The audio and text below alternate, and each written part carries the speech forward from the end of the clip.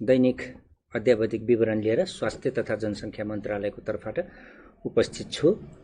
मेरो साथमा हुनुहुन्छ सागर सुवेदी, जसले साङ्केतिक भाषामा सहयोग गरिराख्नु भएको छ। आज जेठ 23 गते पहिलो अपडेट मैले प्रयोगशालाको परीक्षणबाट गराउन चाहन्छु। पीसीआर विधिबाट गरिएका परीक्षणहरूको आजसम्मको कुल संख्या 88,366 रहेको छ। त्यसैगरी आरडीटी विधिबाट गरिएको परीक्षणहरूको आजसम्मको संख्या 1,32,966 रहेको छ।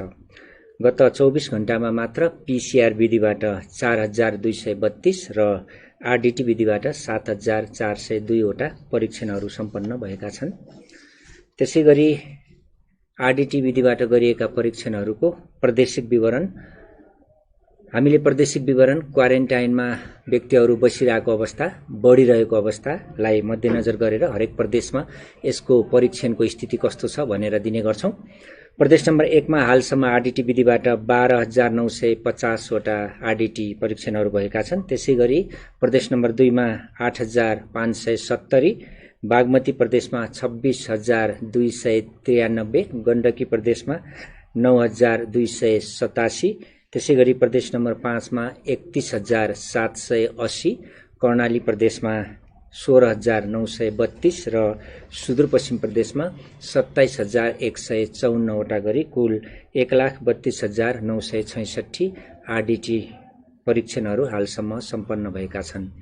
क्वारेन्टाइनमा रहेका व्यक्तिहरूको संख्या प्रदेश नम्बर 1 मा 4,059, प्रदेश नम्बर 2 मा 21,363, बागमती प्रदेशमा 3,577, गण्डकी प्रदेशमा 5,442, त्यसैगरी प्रदेश नम्बर 5 मा 40,146 जना, कर्णाली प्रदेशमा 31,952 जना र सुदूरपश्चिम प्रदेशमा 60,226 जना क्वारेन्टाइनमा रहनु भएको छ। यसरी आज कुल क्वारेन्टाइनमा रहने व्यक्तिहरूको संख्या 1,66,765 रहेको छ। आइसोलेसनमा विभिन्न अस्पतालहरूमा र आइसोलेसनका सेन्टरहरूमा उपचारको लागि रहनुभएका संक्रमितहरूको विवरण दिन चाहन्छु। प्रदेश नम्बर 1 मा 166 जना, प्रदेश नम्बर 2 मा 871 जना, बागमती प्रदेशमा 50 जना, गण्डकी प्रदेशमा 54 जना, त्यसैगरी प्रदेश नम्बर 5 मा 869 जना, कर्णाली प्रदेशमा 475 जना, सुदूरपश्चिम प्रदेशमा 83 जना गरी कुल 2,568 जना संक्रमित व्यक्तिहरू विभिन्न आइसोलेसनमा रहनु भएको छ। हालसम्म डिस्चार्ज हुनेको संख्या प्रदेश नम्बर 1 मा 76, प्रदेश नम्बर 2 मा 121, बागमती प्रदेशमा 32, गण्डकी प्रदेशमा 3, त्यसैगरी प्रदेश नम्बर 5 बाट डिस्चार्ज हुनेको संख्या 92, कर्णाली प्रदेशबाट 2 र सुदूरपश्चिम प्रदेशबाट 7 जना गरी कुल 333 जना हालसम्म डिस्चार्ज हुनुभएको छ। पछिल्लो अपडेट अनुसार डिस्चार्ज हुने व्यक्तिहरू 43 जना हुनुहुन्छ, जो धरानबाट 3 जना डिस्चार्ज हुनुभएको हो।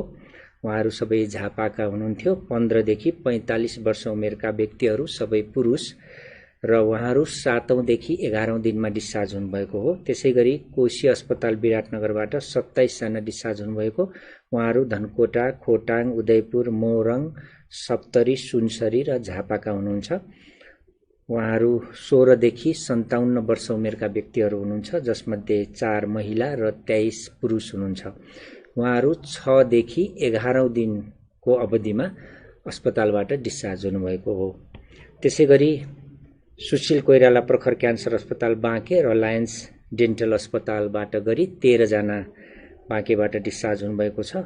उहाँहरू 16 देखि 55 वर्ष उमेरका हुनुहुन्छ, 1 जना महिला र 12 जना पुरुष, जो 14औं दिनदेखि 30औं दिनको अवधि आइसोलेसनमा पार गरेर निको भएर संक्रमणलाई जितेर घर फर्कनु भएको हो। यसरी कुल डिस्चार्ज हुनेको संख्या हालसम्म 333, जसमध्ये पुरुषहरू 272 र महिलाहरू 61 जना हुनुहुन्छ। कल सेन्टरको अपडेट दिन चाहन्छु। 2 वटा कल सेन्टर 1133 र 1115, जसमा यहाँहरूले निशुल्क डायल गर्न सक्नुहुन्छ। आज मैले सबै कल सेन्टरमा आउने कलहरू लाई व्यवस्थित गर्ने क्रममा एउटा अनुरोध गर्न चाहन्छु।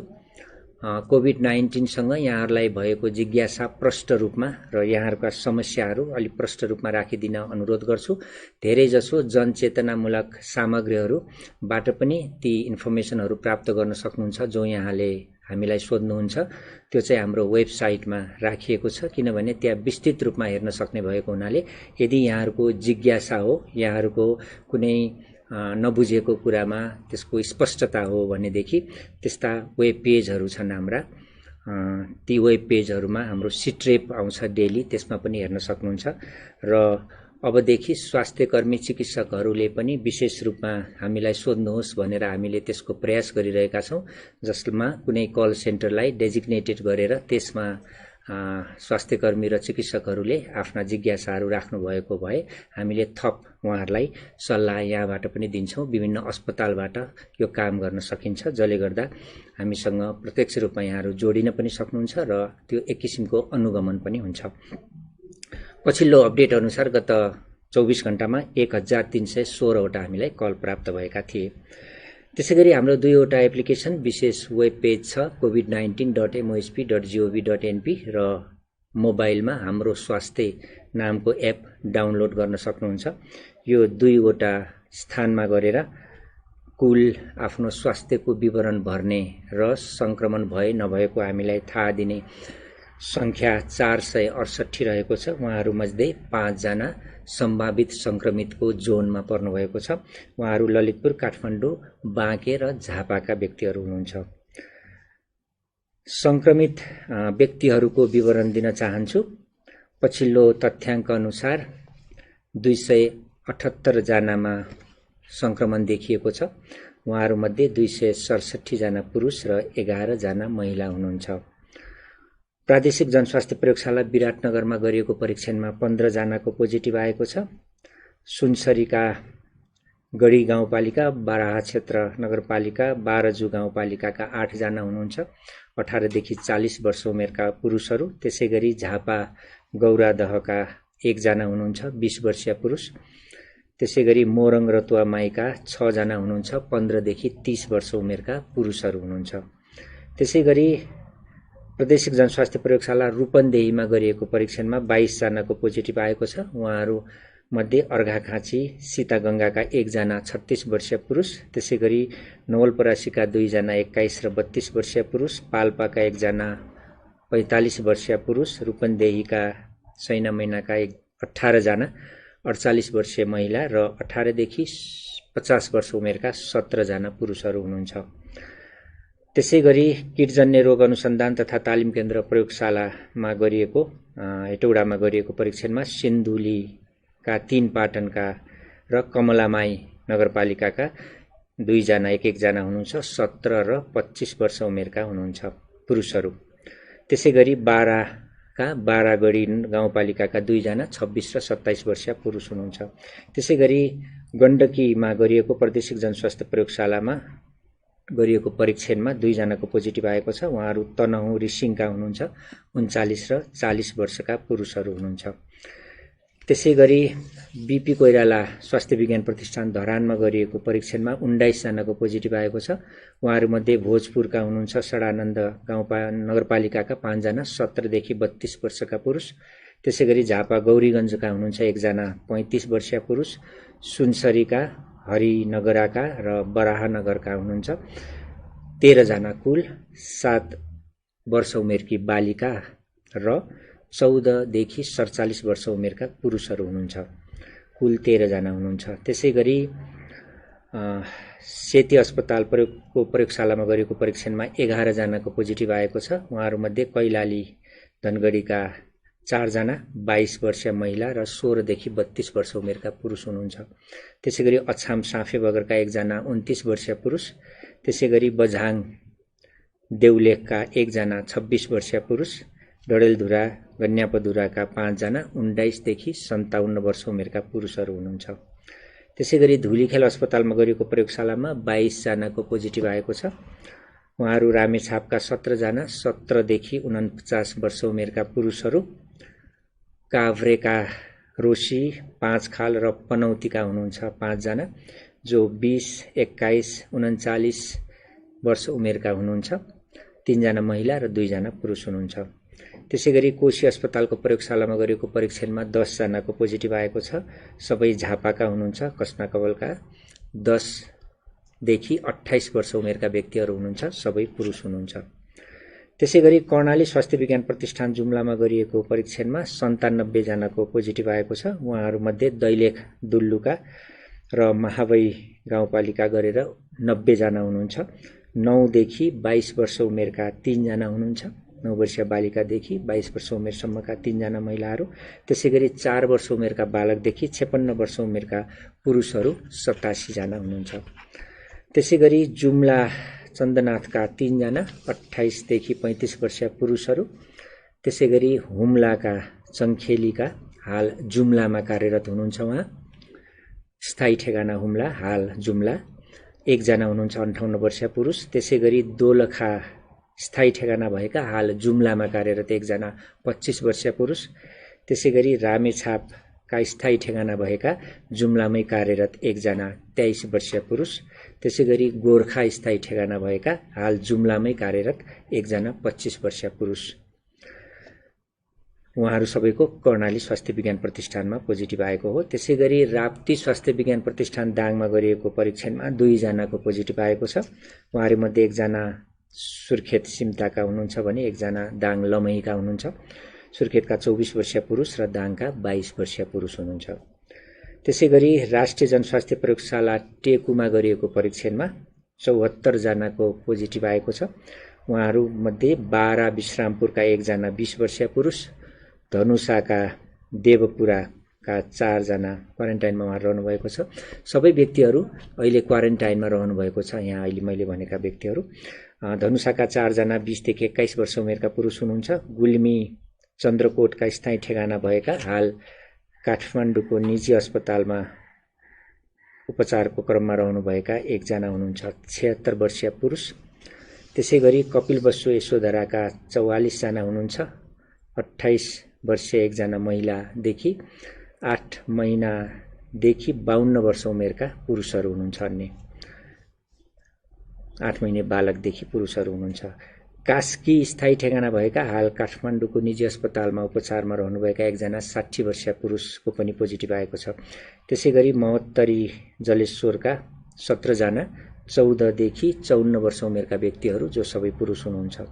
र अन्तमा रौतहटका गुजरा क्वारेन्टिनमा रहेका व्यक्तिहरू 6 जना हुनुहुन्छ। जो मध्ये 38 वर्षीय महिला हुनुहुन्छ 1 जना र 3 वर्षीय बालक सहित 40 वर्ष उमेरसम्मका 5 जना अन्य पुरुषहरू हुनुहुन्छ। यसरी देशभरका विभिन्न प्रयोगशालाहरूमा गरिएका परीक्षणहरूमा आज पोजिटिभ आउनेको संख्या जम्मा 278 रहेको छ र यो समेत गरेर कुल संख्या 2912 पुगेको छ। 2912 मध्ये 2717 जना पुरुष र 195 जना महिला हुनुहुन्छ। संक्रमित व्यक्तिहरूको हालसम्मको प्रादेशिक विवरण दिन चाहन्छु। प्रदेश नम्बर 1 का 12 जिल्लामा गरेर कुल 242 जना संक्रमितहरू हुनुहुन्छ हालसम्म। प्रदेश नम्बर 2 का सबै 8 जिल्लामा 993 जना। त्यसैगरी बागमती प्रदेशका 12 जिल्लामा 85 जना, गण्डकी प्रदेशका 9 जिल्लामा गोर्खा र कास्की थप भयो 57 जना। त्यसैगरी प्रदेश नम्बर 5 का 11 जिल्लामा 965 जना, कर्णालीका 7 जिल्ला हुम्ला थपिएको छ 479 जना र सुदूरपश्चिमका सबै 9 जिल्लामा गरेर 91 जना गरी कुल 2912 जना हालसम्मको संक्रमित संख्या छ भने जिल्लाहरू 68 पुगेका छन्। त्यसैगरी फेरि एउटा दुःखद खबर भन्न चाहन्छु।